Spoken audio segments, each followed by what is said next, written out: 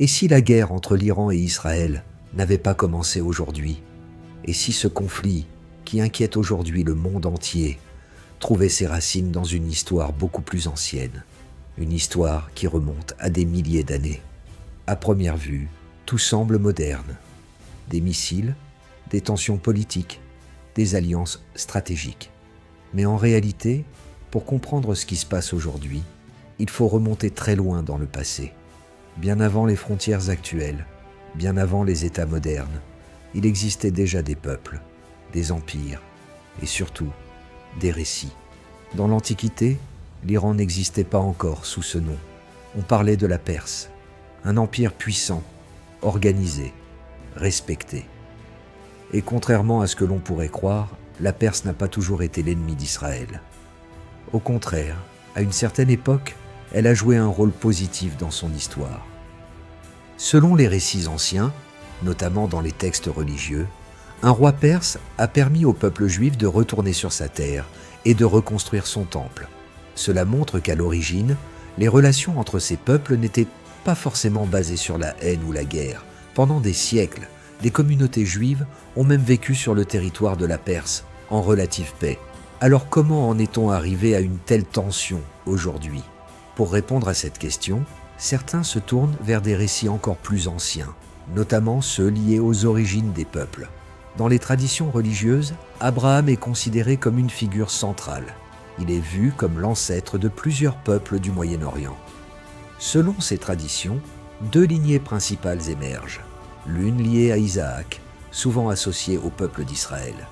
L'autre liée à Ismaël, associée à... Avec le temps, cette séparation a été interprétée par certains comme le début d'une rivalité entre des peuples issus d'une même origine. Mais il est important de comprendre que ces récits sont symboliques pour beaucoup. Ils expliquent des identités, des croyances, mais ils ne décrivent pas directement les conflits modernes. Pourtant, ils continuent d'influencer les mentalités, les discours et parfois même les décisions. Car dans certaines visions, le passé n'est jamais vraiment terminé. Il continue de vivre à travers les générations. Mais si l'on quitte le domaine des récits anciens pour revenir à la réalité historique moderne, le véritable tournant se situe beaucoup plus récemment. Pendant une grande partie du XXe siècle, l'Iran et Israël n'étaient pas des ennemis directs. Ils avaient même des relations diplomatiques et économiques. Tout change en 1979. Cette année-là, une révolution majeure transforme complètement l'Iran. Un nouveau régime arrive au pouvoir avec une vision très différente du monde et surtout une opposition claire envers Israël. Les relations sont coupées, la méfiance s'installe et progressivement, la rivalité devient de plus en plus forte. Au fil des années, cette tension se transforme en une sorte de guerre indirecte. Les deux pays ne s'affrontent pas directement sur un champ de bataille classique. Mais ils s'opposent à travers des alliances, des stratégies et des actions menées dans différents pays de la région. C'est ce qu'on appelle souvent une guerre par procuration. Mais depuis quelques années, les choses ont changé. Les confrontations deviennent plus directes, les actions sont plus visibles, les messages sont plus clairs. Des frappes, des réponses, des démonstrations de force. Le niveau de tension n'a jamais été aussi élevé. Et ce qui inquiète le plus, ce n'est pas seulement le conflit lui-même, mais ce qu'il pourrait devenir. Car dans une région déjà fragile, une escalade pourrait entraîner d'autres pays, d'autres puissances, et transformer un conflit régional en crise beaucoup plus large. Alors la question se pose, sommes-nous face à une guerre religieuse ou à une guerre politique? La réponse n'est pas simple. D'un côté, il y a des enjeux très concrets. La sécurité, le pouvoir, l'influence, les ressources, les alliances internationales. De l'autre, il y a des symboles, des croyances, des identités profondément ancrées. Et souvent, ces deux dimensions se mélangent. Certains discours utilisent des références religieuses pour justifier des actions politiques. D'autres utilisent l'histoire pour renforcer des positions actuelles.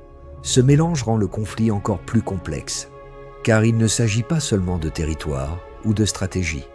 Il s'agit aussi de perception, de mémoire et de vision du monde. Alors peut-on vraiment dire que cette guerre était écrite depuis des millénaires? La réponse dépend du point de vue. D'un côté, il est clair que le conflit actuel est le résultat de décisions modernes, de choix politiques et d'événements récents. Rien n'était inévitable. Mais d'un autre côté, il est tout aussi clair que le passé joue un rôle immense. Les histoires, les traditions, les identités construites au fil des siècles influencent encore aujourd'hui la manière dont les peuples se voient et se perçoivent les uns les autres. Ce que nous voyons aujourd'hui n'est pas une simple guerre sortie de nulle part. C'est l'aboutissement d'un long processus, un enchaînement d'événements, de décisions, de croyances et de réactions accumulées au fil du temps. Comprendre ce conflit, c'est donc accepter une réalité complexe. Ce n'est ni totalement une guerre moderne, ni totalement une guerre ancienne. C'est un mélange des deux. Un conflit où le passé et le présent se rencontrent. Un conflit où les récits anciens croisent les enjeux actuels. Et c'est précisément ce qui le rend si difficile à résoudre. Car on ne peut pas simplement effacer des siècles d'histoire. On ne peut pas ignorer des identités construites sur plusieurs générations. Mais en même temps, l'avenir n'est pas écrit. Les décisions prises aujourd'hui peuvent encore changer le cours des choses. Elles peuvent aggraver la situation, ou au contraire, ouvrir la voie à autre chose. Et c'est peut-être là le point le plus important. Même si le passé influence le présent, il ne le détermine pas totalement. Ce sont les choix d'aujourd'hui qui construisent le monde de demain. Alors, face à un conflit aussi complexe, une chose est certaine, il ne suffit pas de regarder les événements actuels. Il faut aussi comprendre ce qui les a précédés. Car sans cette compréhension, tout semble confus. Mais avec elle, on commence à voir les choses autrement. On réalise que derrière chaque tension, il y a une histoire. Derrière chaque décision, il y a un contexte. Et derrière chaque conflit, il y a des causes profondes. Si cette vidéo t'a permis de mieux comprendre la situation, prends une seconde pour soutenir le travail.